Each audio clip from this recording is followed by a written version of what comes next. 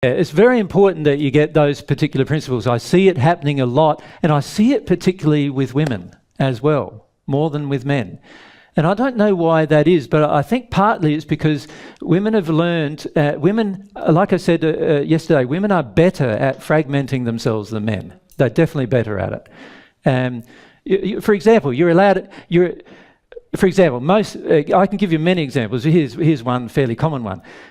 A lot of women will have sex with a man who they don't love.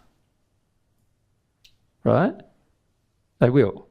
Now, a lot of men do it and know they're doing it. But a lot of women tell themselves that it's different to that. But a lot of times they're having sex with a man to have a child so that they can be loved by the child. And they're sort of just using the man as the sperm donor for the child. You follow?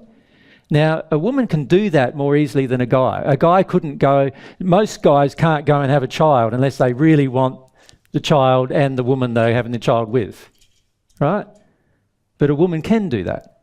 And the reason why is there's a whole series of emotions inside of the woman that dictate to her that having a child is of supreme importance to her womanhood. Whereas in a lot of men, having a child, and I'm talking about men in the Western world now, because in the Eastern world it's very different, but in the Western world, a lot of men feel having a child is not that important to their sense of worth or their sense of being as a man, right? And so there's a whole series of emotions that drive these behaviours. And what I'm suggesting to you is that many women are able, because of these emotions, these other competing, what I'd classify as competing emotions, they're able to fragment themselves from their behaviour to a degree, right?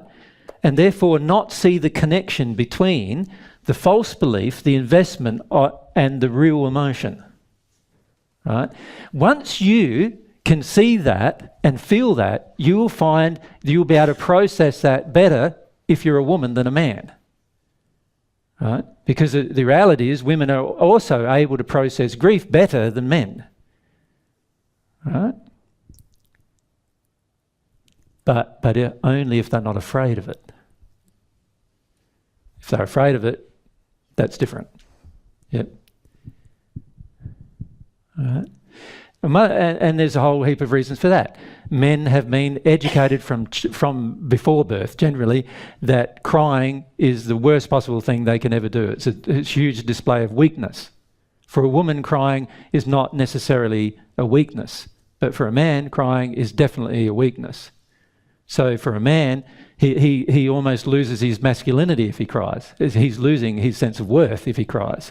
So he's got his worth issues tied up in sadness rather than his worth issues tied up in fear.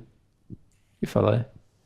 So there's a whole heap of different things that are going on between the genders there. But if we need to understand, and I've already gone over time, haven't I?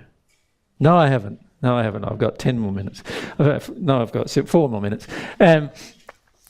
We need to see the false belief, see our investment in what we're trying to avoid, and stop telling ourselves over and over again the false belief. Right? And we need to do that for ourselves. We're the best person for that. Right? So one of the things I've been encouraging, like Mary when she's living with me, is go, right, stop making me responsible for telling you what your false belief is, and you work out what your false belief is, you work out what God's truth is about the matter, and then you work out what your investment is.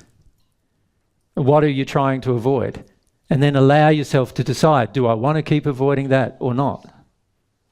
Let yourself do that. Yeah? Now that's what I've had to do for myself.